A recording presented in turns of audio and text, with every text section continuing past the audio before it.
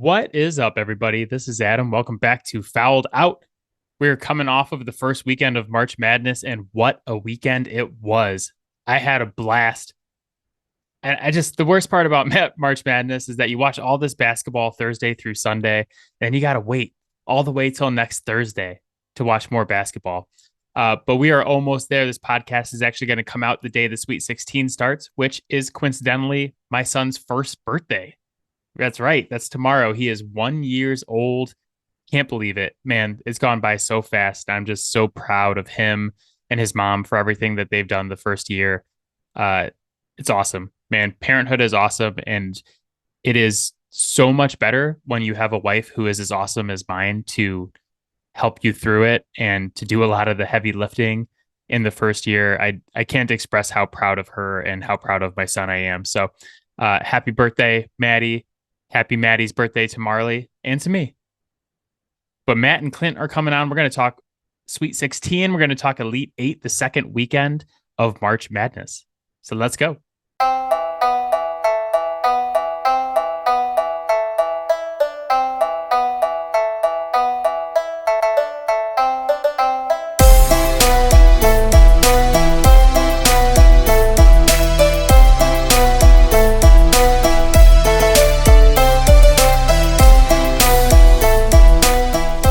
All right, Matt is here, fresh off of weekend one of the NCAA Tournament, heading into the Sweet 16.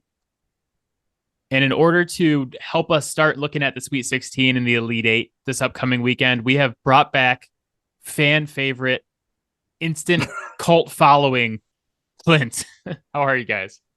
Goodness gracious. Clint is back for round two, unlike Purdue. I'm ready. Guy does one NBA pod with us, and the fans are like, when's Clint coming back? Okay, he's back. All right. The more distance I have from this, and I don't know anything that other people are saying, the better. Then just keep it genuine. And as the social media people would say, authentic, which anytime somebody says that, it's like, well, you've ruined the point. So here we are. Round two. I'm ready. As the person who runs and edits and social media izes the podcast, I do not have that same luxury where I hear every single bit of feedback that this podcast gets. So yeah, but it was positive. It was positive. The first time you were on, it's going to be positive this time, especially because we're in the middle of an awesome March Madness tournament. Mm-hmm. One of my favorite ones we've had in recent memory. Matt, how do you feel about the tournament so far? It's just continued mayhem from the last 2 years. It just keeps ramping up year after year. Yeah, my favorite thing about it so far is that we're seeing a lot of new faces, a lot of new teams that are in the Sweet 16 here. So of the 16 teams that are left, 12 have never won a national championship. And of the 4 who have, the most recent is UConn in 2014. Yeah. Aside from that, it's Michigan State in 2000, UCLA in 95, and then Arkansas in 94, which I will admit I did not know before I started doing my research for this podcast. I was like, Arkansas won one? It can't be that recent. And I was like, I was alive when Arkansas won one? I jog my memory here. Did MSU go to the Final Four or the finals 2 years ago? They were in the Final Four 2 years ago. They went to the finals in 2008. I think it was the 2008-2009 season where they lost to North Carolina and Tyler Hansborough. Yeah. So they've had some good runs, especially as a lower seed. I was actually reading today that Tom Izzo has the most wins ever when seeded as the lower team in NCAA tournament history. That tracks. So the statistic that I'm really I'm more interested is, does that number also match the amount of clipboards he snapped in half during the NCAA tournament? Because you can't go a tournament without seeing him break something in half, I guess. I don't know why that's news. I just thought it was funny when I saw that. No, I think he has like one more win than the next person in that category, and he has like 34 more broken clipboards than the next person in that category. Like he's far and away the leader in broken clipboards. He Very is the good. Jerry Rice of broken clipboards. I Yeah, feel like that's the more acceptable version of gosh, what's his name? From he's an older coach. He would just like send players out to like Talking about hurt Bob Knight. people. Yeah, Bobby Knight, yes. Yeah. More acceptable Bobby Knight. Yeah. Because Izzo also had the scandal about yelling at one of the players. hmm Because yeah. you can't demand excellence from people who should definitely be playing better than what they were at that particular moment. Not in today's day and age. This is a sign, like a sure sign that technology is ruining sports, though. Aside from how much like replay slows things down, is that you can't snap an iPad in half. I mean, you can, but it's much more difficult. Like if Tom Izzo had an iPad, it would be a lot less entertaining, or Well, more entertaining, maybe. yeah, I think it'd be more entertaining. Also, a lot bigger financial impact on that than a clipboard. Yeah. Fair, but I'm loving this tournament because I was looking at last year's tournament. And if you look at last year's Final Four, it's like the chalkiest, blue bloodiest tournament that we've ever seen. The Final Four was Duke, North Carolina, Villanova, and Kansas. Yeah. And Nova's a little bit more of like a modern blue blood. I think something that I find, like you guys were saying, a lot of the blue bloods are out. It doesn't appear to me that the scoring is like out of control either. I mean, there's some games in the 90s and stuff, but it's, relatively hovering around 70 or 80 points, which I think is appropriate for a college game. So it means there's some level of defense being played just in general. And I really appreciate that just from the standpoint that, there's going to be some physical games being played and whatnot. And that's fun to watch. Makes it exciting. I don't think it's fun when it's just, you get free lanes to the basket and the scores over, 110, especially at that level. Something doesn't sit right with me there.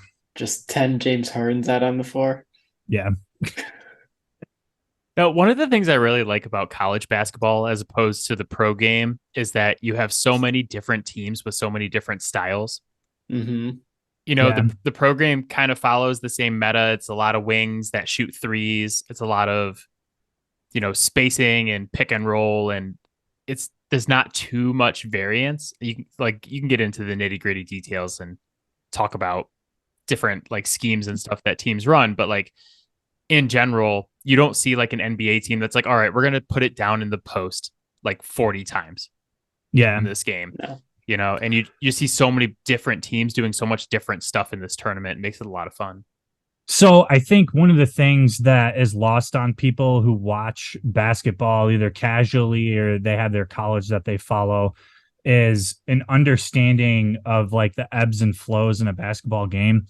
So, and one of the things that like my high school coach told me is like basketball is a game of runs.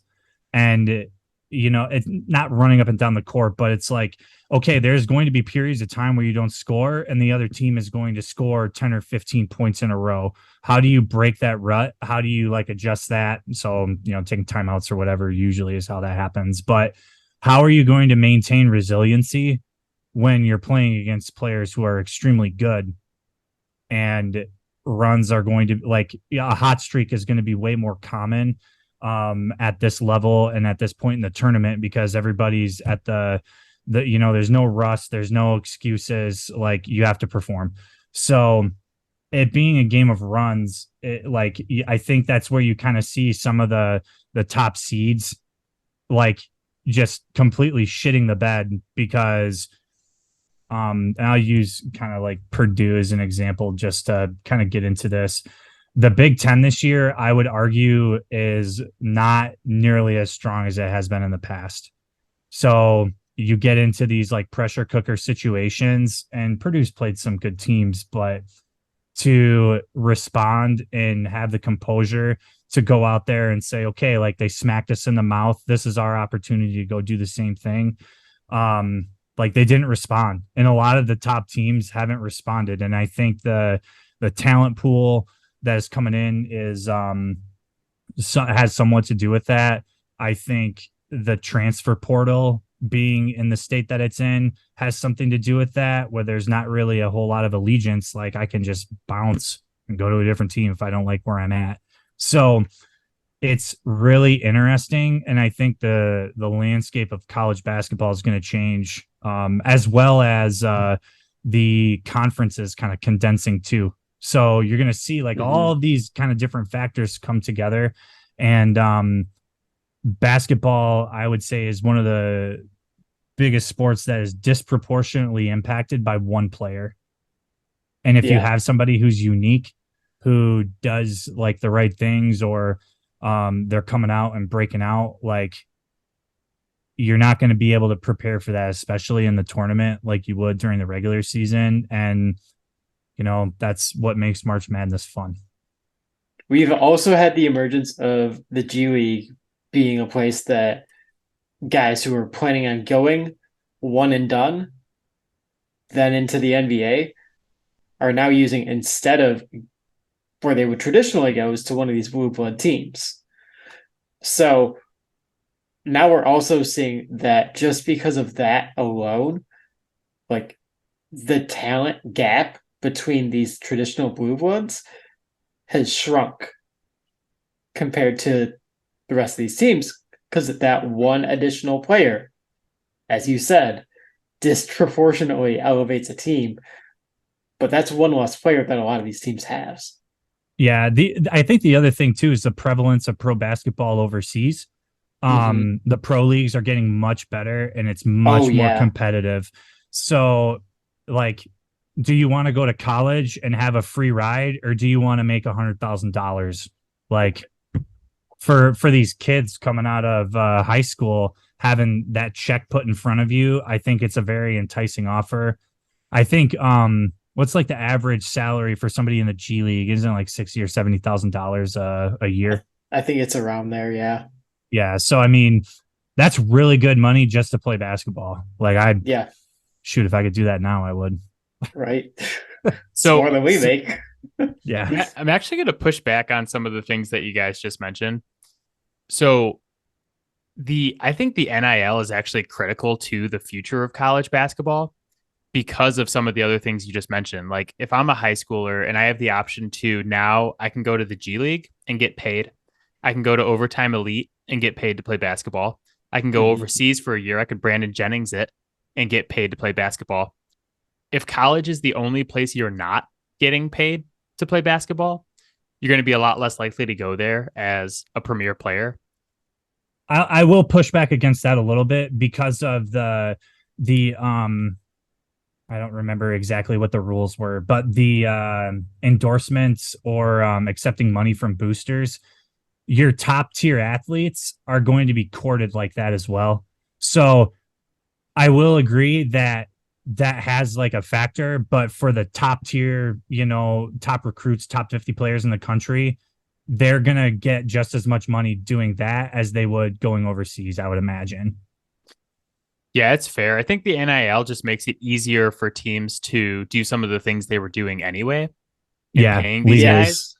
But yeah, and it makes it easier though, because now you can just go to all your boosters and be like, hey, we need more money to pay college athletes, instead of like having certain secret boosters that you do these deals with. And then like you got guys getting in trouble, and you got programs getting in hot water like Sean Miller did a couple of years ago, attracting guys down to Arizona. So I think the NIL is important for the future of the sport. I also don't buy into the theory that the blue bloods are down. I think this tournament specifically, yes, the like North Carolina had a bad year, Duke's out, Kansas is out. UConn's still there. And UConn, I'd actually argue, is like the bluiest blue blood that we have. Since 1999, they've won 4 national championships, which is more than anybody else. Yeah. So like you do still have a blue blood. And like I mentioned, like Kansas is the defending national champion. they're obviously out, but they just won last year in a Final Four that was made up of all blue bloods. So I do agree. I think the gap is closing a little bit, but it's not like everyone is getting as good as the blue bloods. I think you're seeing teams like Alabama, schools that have a ton of money and a ton of boosters who want to donate that money to good sports programs, start being able to compete and start being able to pull in bigger recruiting classes because of some of these deals and like some of the money that's getting funneled into college basketball now. So yeah, we might just be creating more blue bloods, but I don't think like it's a rising tide lifts all boats kind of situation. I don't think it's going to be everybody. I think it's just going to be like the big schools with money. And I think you're going to see it in college football and basketball, but maybe like programs that weren't as good in the past. Yeah. The blue bloods don't need to come down to the level that these like next tiers are for it to have a significant impact in the tournament. Because we all know and have witnessed time and time again that there is this factor of I am a high seed or I am a higher profile team. I am now playing down to the level of this lower seeded or lower profile team. Whereas the lower profile team is playing up. And I think that is those like combined factors is why we are starting to see a much more wild first weekend than we have in at any time before the COVID break. Yeah, that's the beautiful thing about basketball, though, is that anybody can win any one game, you know, because it's such a weird sport. But my point's more just that, like, the program of a Kansas or a Duke is not going anywhere because of the G League or because of the NIL. Like, look at the recruiting rankings for this year. Kentucky's number 1, Duke's number 2, UConn's number 4, and Kansas is number 5. It's the same suspects. The money hasn't changed much yet. But it just takes like one great recruiting class to be able to compete against these guys, though. Yeah. I think some of that might change too. And this obviously these are all big what ifs, right? Coach K's gone. Some of the other coaches are going to be turning over. So like I would be hesitant to say that until we get like a couple of years out from like the turnover of like the staff. Syracuse's coach is out, I think, at the end of this season. So like, and I thought I read that there was a top recruit that was leaving a school to go to, maybe it was Notre Dame or something. There was a pretty good player going to Syracuse after like this season. So do you still see those guys like hanging out in the transfer portal and stuff like after the big name or the cachet of the coach is gone? Like, I don't know. That's to be decided or seen, but I agree with your point a little bit. I just think that social media presence gives a lot of people like a lot of clips to be watched and these kinds of things. And I think it gives them different avenues. And once that becomes once that becomes less taboo, I think we will see some more of like these really good athletes make that jump to the G League or overseas, because why would I want to wait getting a jump on playing against professionals, quote unquote, on my audio podcast? I'm doing the quote symbols. Yeah, there's something about going to college that I think is still alluring to 18-year-old kids. It definitely takes a really competitive Kobe mindset to want to go the pro route, I would say. Like if you have a guy like that, for sure. But yeah, partying and hanging out and doing that kind of stuff sounds like fun too. Yeah, that's the thing is like you have the choice between like, oh, I got to go to the G League, I get to play pros, but like how fun is that? And I guess like if you're that talented, like if you're like a Scoot Henderson type, you're pretty famous already and you're probably going to clubs and you're probably doing it up at anyway. That point, but like it's not about fun. Like the fun is like winning. And if you're not winning, it's not fun. Like that's probably what I would say. Like if you're so honed and laser focused on getting better to prepare yourself for the next level, it's not about like those guys are not in it for the fun. they love basketball, but they're there to learn how to hone their craft.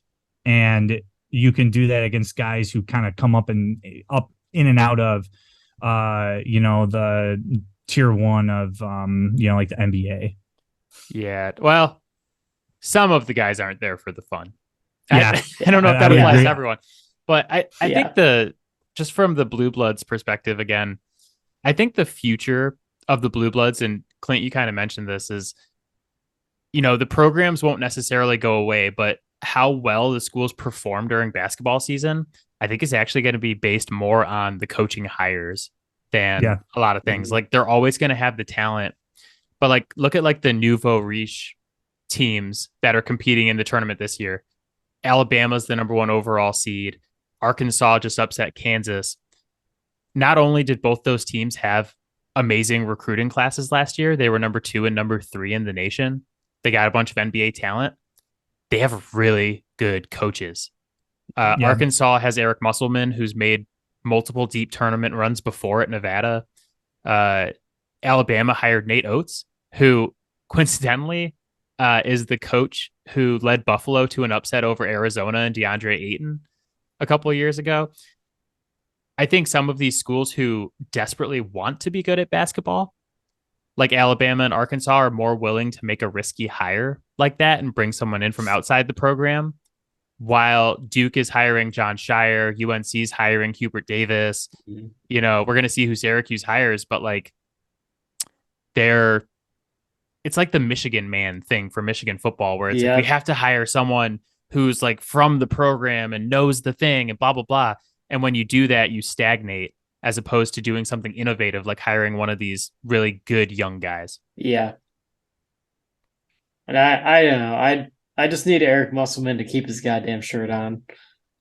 No, it's a thing of beauty. The farther Arkansas goes, the less shirt that man should wear. I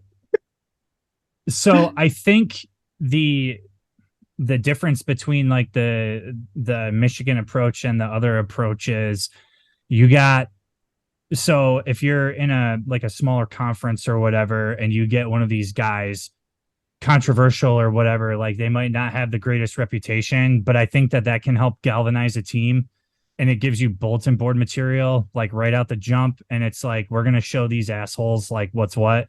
And I think like that's what you're seeing with like some of these new teams kind of coming in here. So the FAUs and the FDUs, geez Louise, like those two guys kind of come in, and it's just like, yeah, we're going to show them what's up. And they got that swagger, and it's because, they got a chip on their shoulder, which is understandable. I would play like that too. But I think that like the most important thing for the coaches is the rapport and respect that they have with the players. Mm-hmm. And if like you're coming in from like a major program to something like a mid-major or smaller program than what you were at, I think it speaks volumes to the person being like, okay, like, yeah, we might not have all the resources, but we can still hang with these guys. And that's powerful. Like that's a really powerful statement to make. Yeah. And like, those are the guys that the bigger schools should be scooping up. Mm-hmm. Like I'm not saying like Duke should go out and hire FDU's coach, but like, No, but Iona just went and grabbed him because Patino went to St. John's. Yeah. So like Iona's like, this guy won the biggest game of his life a week ago. Let's go get him. Yeah. And it's not necessarily just because he won that game. Like, don't get me wrong, it's a big part of it. But like, look at how he connects to his players and how he inspires his players to like play that style and be able to beat a team like Purdue. That's the kind of guy I would rather take a chance on than just like, oh yeah, well, we know John Shire. He's been around. He played for the program. Like, let's get him. I like him, even though he has limited coaching experience before coming to Duke. Well, I mean, really like ask yourself, X's and O's wise, how big is the gap in knowledge between these coaches at this level? I would guess it's probably pretty minimal for most of them, especially if they've been coaching for a long time. I think experience would be Yeah, You can have the knowledge, but I like think the experience of being in those right, situations is valuable. But you right. guys, like, I was just thinking about this. You have like a perfect blueprint of what we've been talking about here Hmm. with Shaka Smart. Yeah. Guys at a university that pretty much nobody had heard of, leads him deep into the tournament, and now he's playing at um, a school that's more renowned Yeah. for basketball than VCU Hmm. was. Yeah.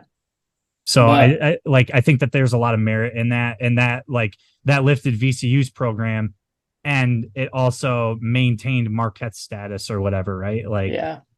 Hmm. Yeah, but where I was going with that is like with all that sorry I knowledge, interrupted. like you Clint, with what we do, like you got to be able to connect with that kid and be able to teach them anything, Yeah, right? And if you can't do that, then you're never going to even get the longevity to have that kind of experience. yeah. So, like, it really starts with their ability to connect and teach. Because if you can't do that, then you can be the Bill Belichick of your sport, but like all that knowledge don't mean shit. Well, yeah, it's like the difference between knowledge and wisdom. Yep. Like wisdom is the ability to Yeah. like implement the knowledge that you have and Yeah. to use it effectively. Yeah. It's like book smart versus practical smart. Yeah, I'd agree. Every time Clint comes on, I feel like we get a new T-shirt. I want to get like wisdom greater than knowledge is the next fouled out T-shirt. I'm wearing my other one that says Saturdays are for the boys right now. So Yeah. So we mentioned FDU a little bit. That's obviously like the biggest surprise of the first weekend of the tournament. They become the second 16 seed to ever beat a one. Clint, did this game like just assault like everything you feel about basketball? It's the shortest team in the nation taking down a 7'4" center. this was kind of gonna go into one of my kind of irritating points that I had with the Big Ten this year. Like when you're a big dude, like you have like a lot of like challenges, and when you come up against like smaller players, it's really really hard to like I cannot just increase the speed of my lateral movement. And if they're moving the ball around and stuff, it doesn't matter how big your center is if like they can't cover passing lanes and make a difference. And it goes back to that like, well, the different styles. And if we were to put Purdue and these guys in a series, I don't believe that Purdue would lose that series. But they got smacked in the mouth by a really like small team and they didn't really know how to respond. So Yeah. it kind of speaks to the like the any given day like could be your day, and I appreciate that. But I thought Purdue was overrated from the jump. Like I didn't think that they were as good as what everybody was touting. And maybe I'm crazy for saying that, but like you have a couple of decent guys, but you're playing in a conference. Like looking through the Big Ten, I think everybody had at least 10 losses outside of Purdue, which is not something that we normally see, right? Like the Big Yeah. Ten normally is very strong, and it's not a conference that is weighted towards two teams being really good. We consistently have the Indianas, the Michigans, Michigan State, Ohio State, Northwestern's been getting in there. Wisconsin basketball is like I was really surprised to see them kind of drop off the Yeah. face of the planet like they have. So you have like these different teams, and when it comes down to it, if you're not playing the best of the best of the best, then when you get into these situations, they were looking ahead. Like if I had any kind of whatever, it's like they were looking ahead to, Tennessee or Duke, and they got burned. Doesn't make my head spin. I mean, it's frustrating to watch because it's like, what in the hell are you guys doing? But like, that's what makes it fun too. I would also say the Big Ten is a very strong regular season conference. Yeah. But what we've seen the last couple of years is that they consistently underperform in the postseason, and they have done it again this year because there's only one Big Ten team in the Sweet 16. And it's the one that made it as a 7th seed. It's not even like a Purdue or an Indiana or someone like that. It's just Tom Izzo pulling through one more time. If Purdue's not seeded number 1 and they're like in the middle, do you think they still lose their first round game? Yes, because it's Purdue. Okay. No, I mean, maybe not. I get your point. I definitely think there's a degree of like when a 16 or a 15 or like when one of these lower seeds comes out and smacks you in the mouth, I think there's a degree of like, oh shit, we're about to lose to a 16 seed.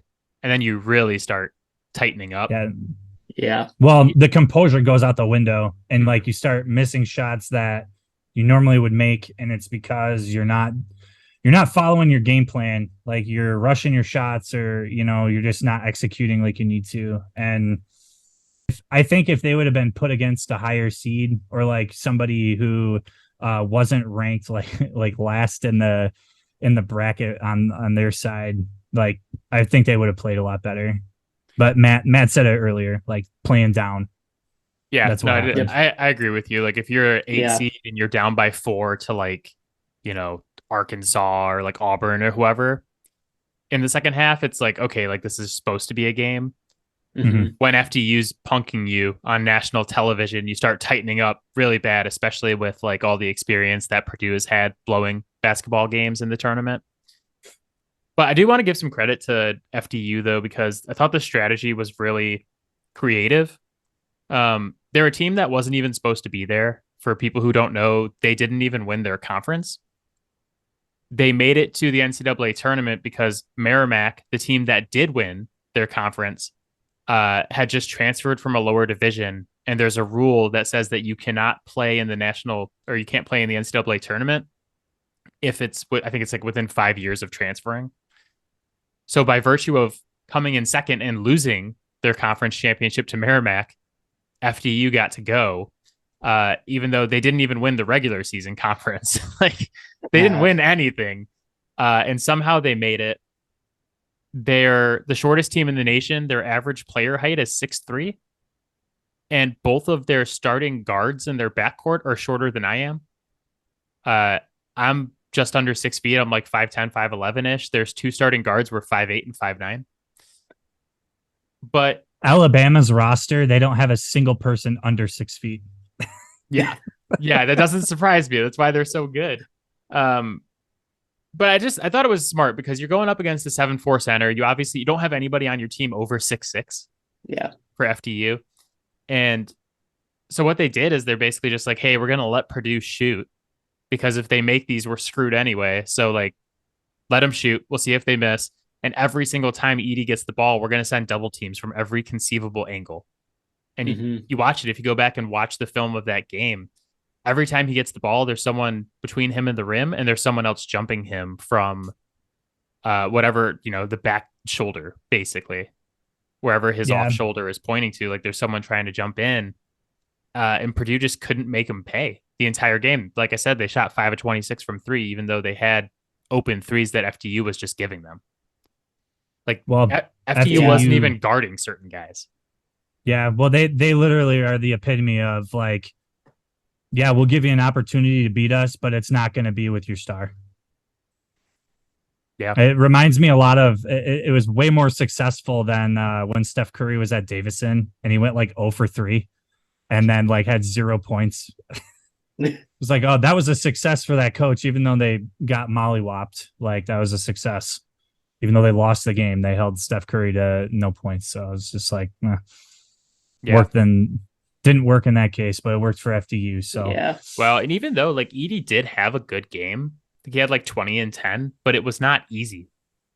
Like every single possession was a struggle. And they were just like jumping Purdue's guys all over the place. It was super aggressive defense. I loved it. I loved the idea of like, hey, we're the 16. We're not supposed to win anyway. Let's just like leave everything out there. Yeah. Well, and we talked about it a little bit earlier in the week too, Adam, the like speed kills. And while yes, like the players for FTU may not have been like blazing fast. Like Clint mentioned it earlier, like the ball moving around, like that's where you get row speed in basketball. Like no one's ever going to move as fast as the ball, especially when the anchor of your defense is 7'4" center. Like there's not a whole lot you can do about that. No. Interesting thing I'm seeing here. Field goals. Gills 3 for 10. Smith 2 for 10. Lawyer 4 for 10. Newman 1 for 4. Nobody shot over 50% outside of Edie, and he went 7 for 11. So he was like really close to not like hitting that number as well. And you can't win if the ball's not going in the basket. Yeah, the point guard Smith had an absolutely brutal game. I think he was 2 of 10 from the field and had 7 turnovers. Yeah, you're correct there. I mean, FTU did a good job. They won the turnover battle 16-8. They shot well. They did a good job of like pulling guys out onto the perimeter and making Edie come out and defend. Not just letting him like sit in the paint. It was good. They did a good job. But for Purdue, another absolutely brutal loss. I mean, I feel like the Purdue fans thought it was coming, but maybe not until at least round 2. Last week on the podcast, we joked about Arizona being the new Georgetown. You know, if you guys don't remember, Georgetown consistently was like a top 5 seed and just kept losing in the first round almost every year. Yeah. Much to Matt's chagrin because he couldn't stop picking them. I was like, every year I was like, this is the year they get their shit together. They're going to do it. They did not. Not once.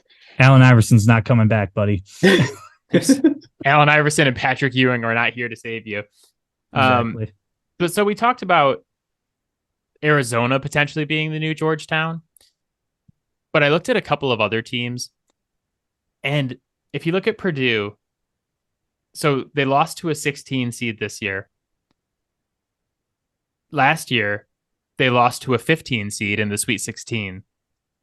21, they lost to a 13 seed in the first round. Pretty bad. Comparing that to Arizona, Zona lost to a 15 seed this year, becoming the first team ever to lose to a 15 seed more than once. Last year, they made it to the Sweet 16, lost to Houston. In 18, they lost to a 13 seed. That was Buffalo's famous upset over them when they had DeAndre Ayton. And in 2016, they lost to an 11 seed. So I was trying to decide what is worse between Arizona's performance and Purdue's. I also want to give you guys one more sneaky contender for who the new Georgetown is. And it's Virginia. Yep. Yeah. Virginia, yeah, they get overlooked in this conversation because they won a national championship in 2019. But 3 of their last 4 tournaments, they've lost in the first round. So 23, they lost to a 13 seed. 21, they lost to a 13 seed. 19, they win the Natty, but 18, they lost to UMBC. So if you had to say, like, who is the new Georgetown? Who's the new overperformer that we can't trust in the first round? Who are you picking? It's a real tough call. Honestly, if there was a 3-sided coin, I would flip it right now. Arizona's stuff is a little less egregious because once you get into that that like 10-11 seed, that's when people really start to like jockey for position, and it's much closer. I feel like a loss there is less egregious than it is in like the Purdue's case, and I understand too, like they obviously have some of those, but I think Purdue, I would say, kind of has that basketball, lineage. They've been in the tournament, recently. They have more cachet. They're going to bring more players in. The expectations for them are going to be higher. I think if I had my 3-sided coin, I definitely would put on Virginia because they fucked my bracket. But I think if I was going to answer that honestly, I would put on Purdue. Yeah, I think it has to be Purdue as well. Yeah. But my life lesson I've learned from this tournament is that next year when I go to fill out my bracket, I'm picking against Purdue, Virginia, and Arizona. Sight unseen. I'll throw Iowa in there too because Iowa always loses in the first round. But I'm just going to go all those teams. I'm like, picking against them, and then we'll pick everything else. So one of the other big surprises so far of the tournament, our Cinderella team ended up being the Nerds this year. So it's the third consecutive year that a 15 seed is now in the Sweet 16. We had Oral Roberts, we had St. Peter's, and now we have Princeton. Are we just going to keep seeing more and more of this, of these lower seeds advancing? Like, is this the future of college basketball? I hope so. And I will say, this Revenge of the Nerds is a lot less concerning than the movie. It's fair. But like they That's not very only fair. not only beat Arizona in the first round, but like they beat Mizzou handily in the second round. Like that game was not close for almost all of the second half. Something that might sound kind of silly, but I think like another really big factor that might not be considered is the amount of momentum that's created when your women's program is doing the same thing that you're doing. I think that gives an awful lot of like faith and confidence to the team. And if you're confident and your shots are going in, like you feel good, you're going to continue to play good. So I think that has a little bit to do with it as well. It's nice to have more diversity, and it shows you that the skill gaps in these things aren't as black and white as people believe they are. Yeah. And there, I do believe, just like players can play down to a level, I think that players can also play up to a level as well. And I think it just depends on the resiliency of the group and what their attitude is.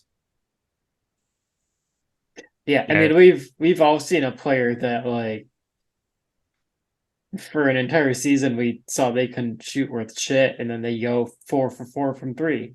Like that shit happens. I would say another thing that works in Princeton's favor is like they have literally not a single thing to fucking lose at all.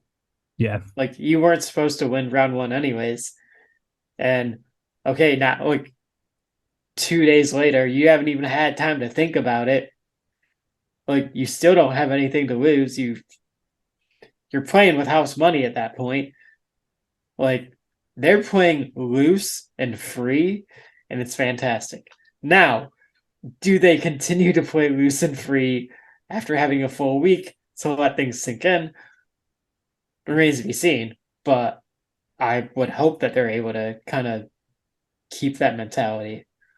Here's something interesting too. So just looking at some of the point spreads here, for the Arizona game, Arizona's largest lead was 12 and Princeton's was 4.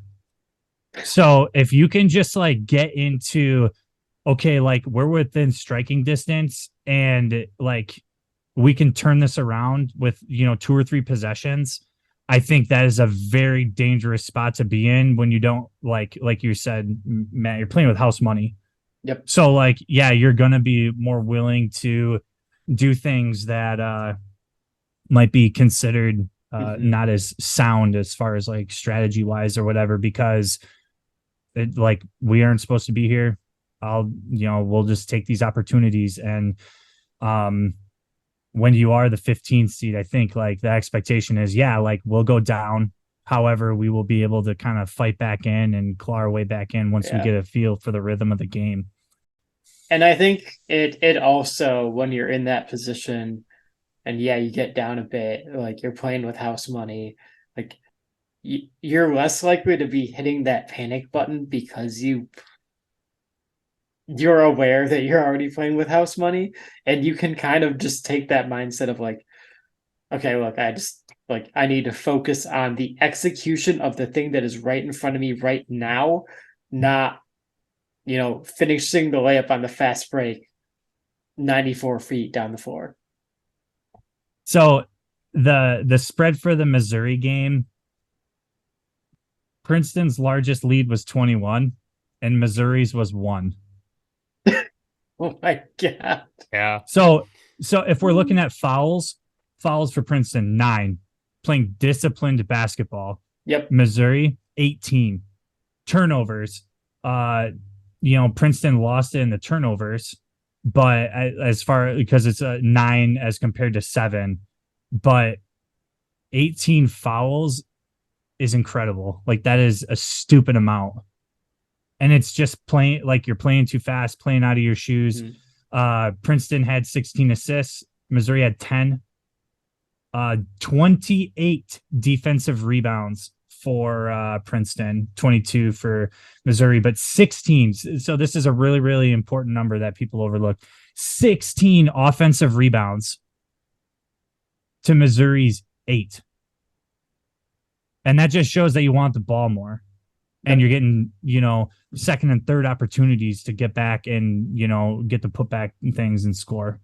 Typically where you see the gap between these really elite programs and these smaller teams is in like the size of the players, where the bigger programs are getting the better athletes, the, guys who are jumping out of the gym.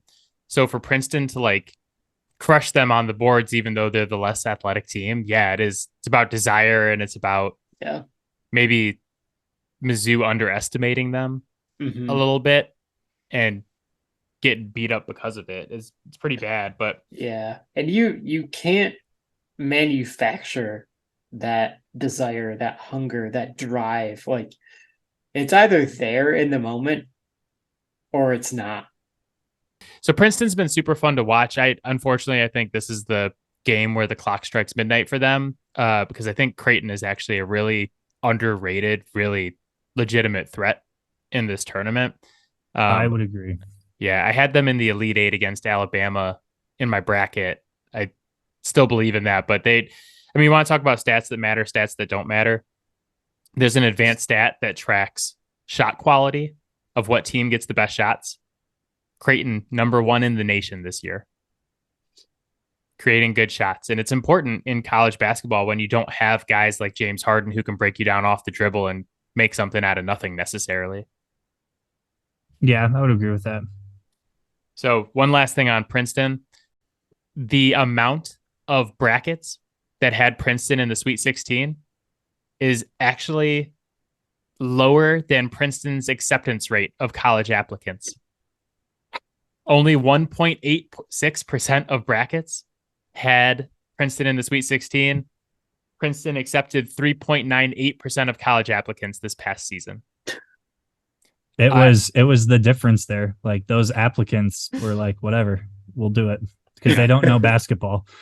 Well, I want to give credit to someone who does know basketball, because one of the 1.86% of people who had Princeton in the Sweet 16 is on this podcast.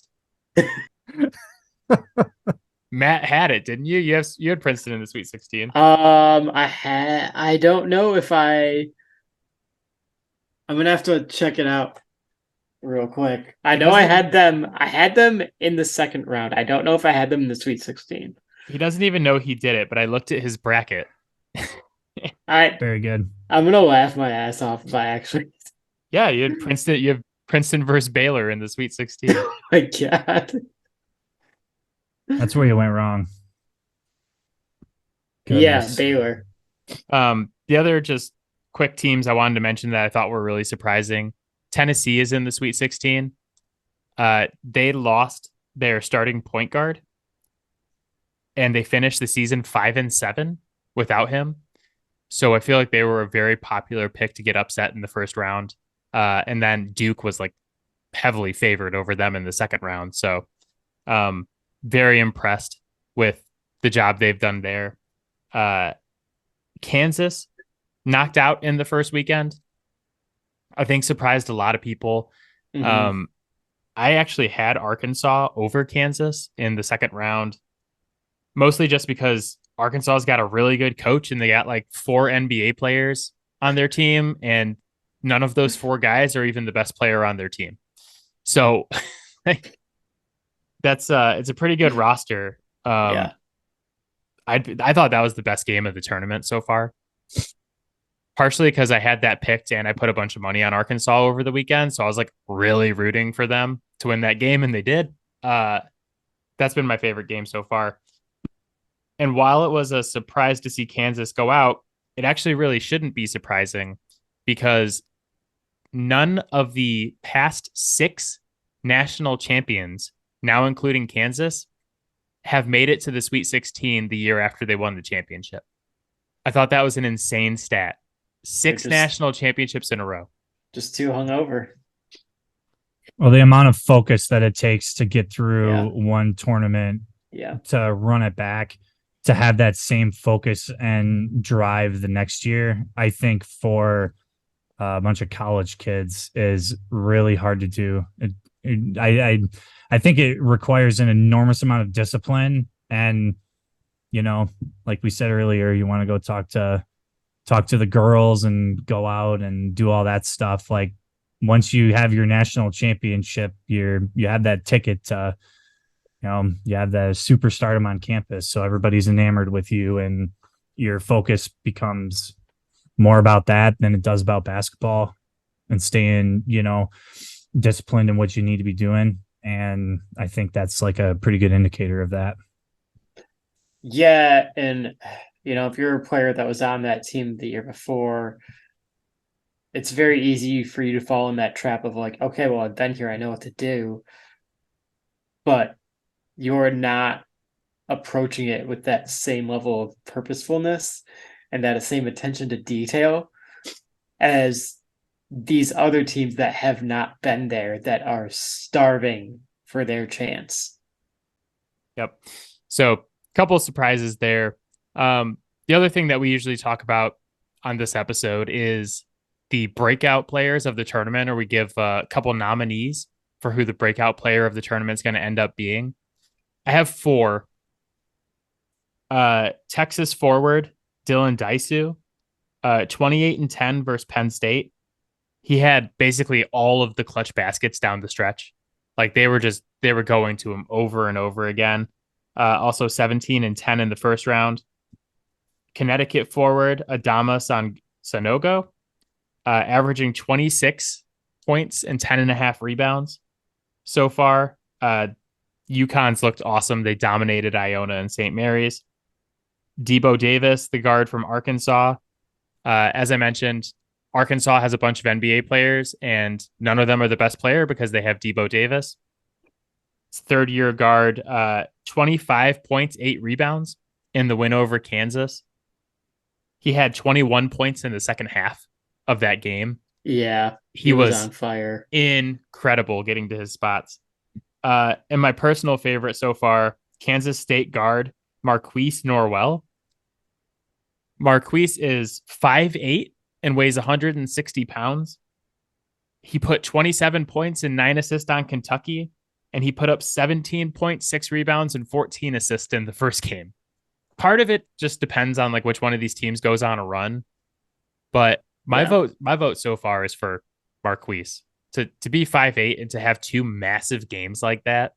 K-State, actually Kentucky was favored over K-State this week as well, and Michigan State is now favored over K-State as well tomorrow or Thursday at 6:30. So he's just in that spot, man.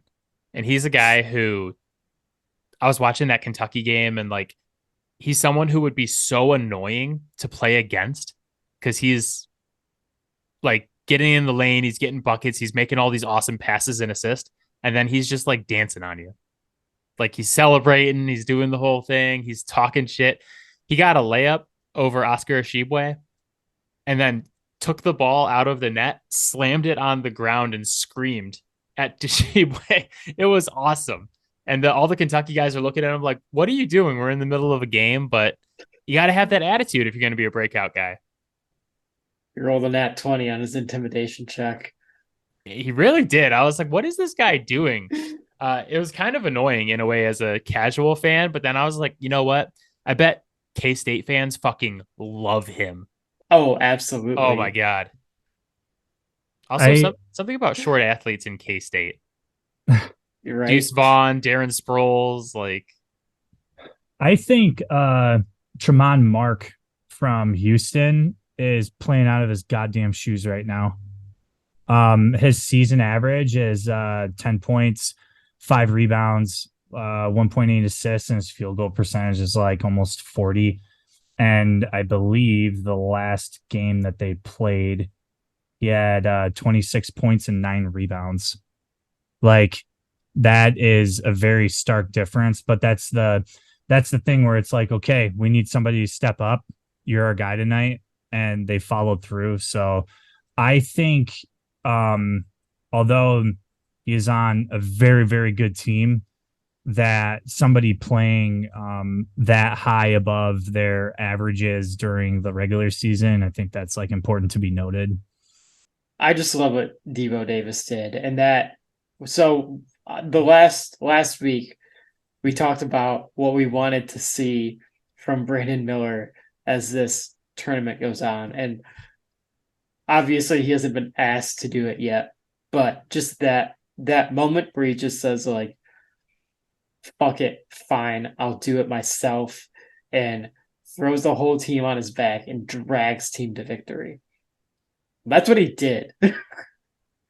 Not Brandon Miller, obviously, Devo Davis.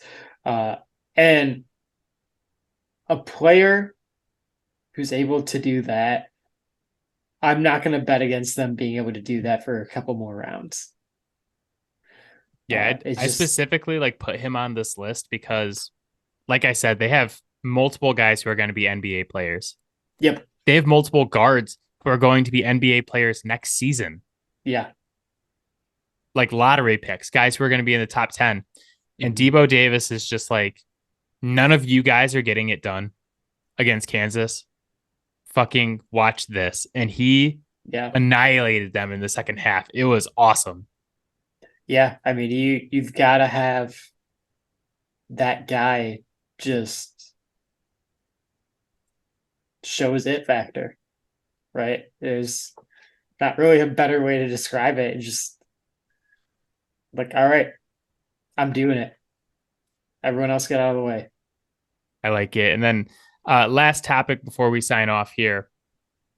The Sweet 16 is going to start 6:30 the day that this podcast is released. Michigan State versus K-State is the first game. What are you guys looking forward to most from weekend 2 of the NCAA tournament? Or what things? They can be games or matchups or just like anything you're looking forward to. I mean, I am really looking forward to that Alabama San Diego State matchup. I think that is the matchup of the round. Obviously, they're both very, very good teams. But that San Diego State defense going up against that pretty loaded Alabama roster and the most talented player in the tournament, that's definitely something to keep your eye on. Just in general, like for the tournament, obviously, but also, that thing called the NBA draft that's going to be coming up in a few months too. It's worth keeping your eye on. I think that's interesting. I think it's interesting that their team has been able to like get through this really controversial legal issue that some of their Yep. players have. Like that resilience and the focus there is pretty wild, especially for like college kids. You'd see like professional athletes kind of come unglued there. So I would agree. I think that's like a really fun matchup. I think the thing I'm looking forward to, I want to see if Tennessee's for real. I know they're Yeah. playing FAU, but I have them going and playing Kansas State on the 25th. So I want to see that. And then I think just for like the blue bloods and those kinds of things, I think the Gonzaga UCLA game will be very good. I don't think that that's going to be a letdown. I believe that it'll be a barn burner and it'll be really close. So I would, if you want to watch good basketball, I would probably put that one on. And then we got Timmy or in that game too. So I think that it's just like one of those things where it'll be fun to watch.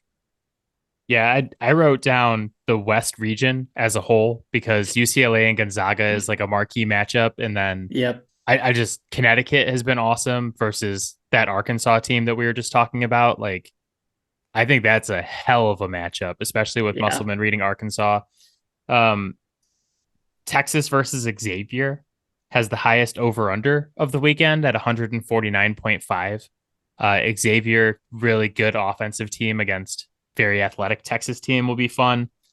And I wrote down, like looking forward a little bit, Creighton versus Alabama. I think Alabama's the most complete team in Hmm. this tournament right now, I think. And actually, I'm super interested to see Brandon Miller versus the San Diego State defense as well, because San Diego State suffocates the 3-point line. They're six in 3-point defense this year.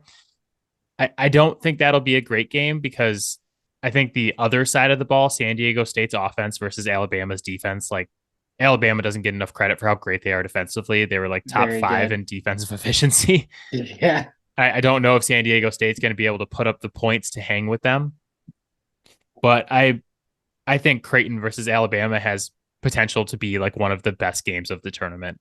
A very like under the radar game that I think could be a really good one. Yeah, I think the other one that I'm looking at too is Houston Miami, just because the discrepancies in scores for both teams has been pretty similar.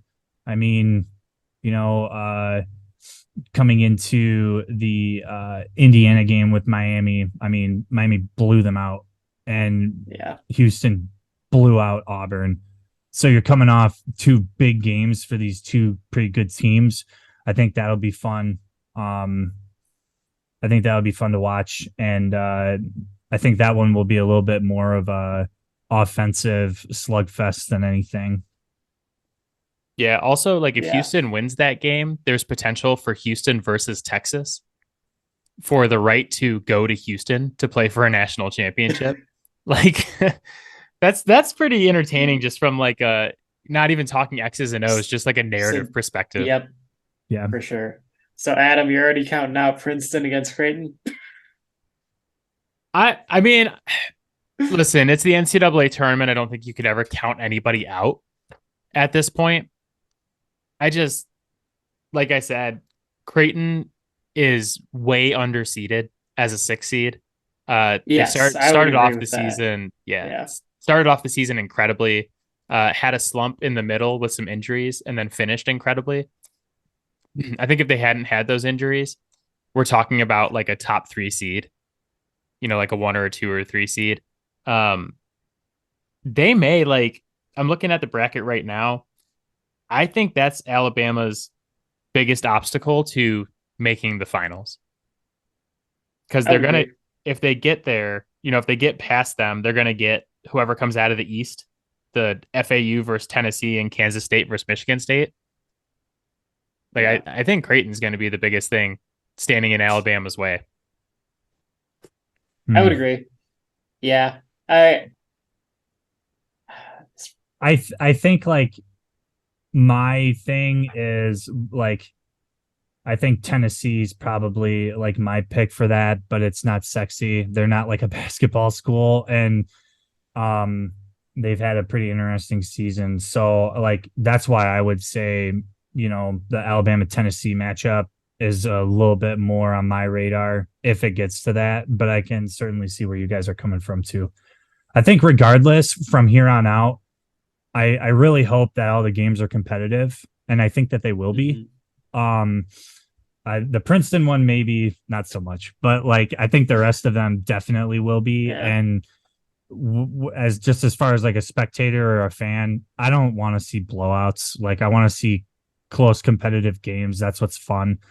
And I believe that like the Tennessee matchup, you got the SEC rivalry kind of thing in there too. So I like that. I would look forward to that one. Yeah, I mean, to me, the game of the round is Connecticut versus Arkansas. I think that's going to be a banger. My hope is that we haven't seen the best game of the tournament yet. I think Yeah. Kansas versus Arkansas is going to make a push for that, but I always hope the best game is ahead of us, Yeah. and Yeah. maybe Yeah. I it'll mean, be ideally, Princeton and it's the Creighton. national championship, but we don't always get that. So, Yep. I just want to see like the other thing. I think I want to see players have an opportunity to shine that are not like the top stars. I want to see like other people step up and have an opportunity to have like a big moment. Because again, as a fan, that's like a really fun part of this too, is seeing some kid nobody knew about knock down a 3-pointer to win a game. It's just like, well, like that's a really cool story for them. Yeah, I mean, who's your Steve Kerr? Right? Yeah. Like, not a ton of us would talk about Steve Kerr if he doesn't hit a couple of really big shots. Even though he was a very good player, there's a lot of very good players that we don't really talk about. So, yeah. But all right, that is it for us. As always, Fouled Out can be found on Spotify, Apple Podcasts, Pocket Cast, Overcast, anywhere you get your podcast. You can hit us up on Twitter at Fouled Out Sports. You can find Matt on Twitter at Matador_defense. You cannot find Clint on Twitter because he is mentally healthy. You can find our videos on TikTok at Fouled Out Sports Podcast. It's a long name, but you can't miss it. Guys, anything we missed? Any final thoughts before we sign off? Death to the Blue Bloods, man. yeah. Get those All assholes Blue out of Bloods here. must die. We need UConn to lose because I like this is I guess Fuck this is something UConn. this is something we didn't talk about, but UConn 4 championships since 1999. That's the most of anybody. Is UCLA a blue blood? They were once. Do they still have Bill Walton playing for them? They don't. All right, no. Okay, I agree with you guys. I think a lot of people consider them a blue blood, but they haven't won a national championship since 1995.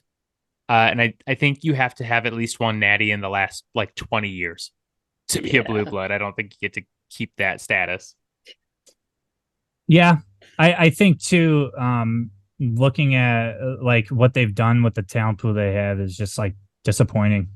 That's what I would say, like overall. Just like, what are you doing? Yeah. You guys should have been much better than that. But yeah, I would agree. Yeah.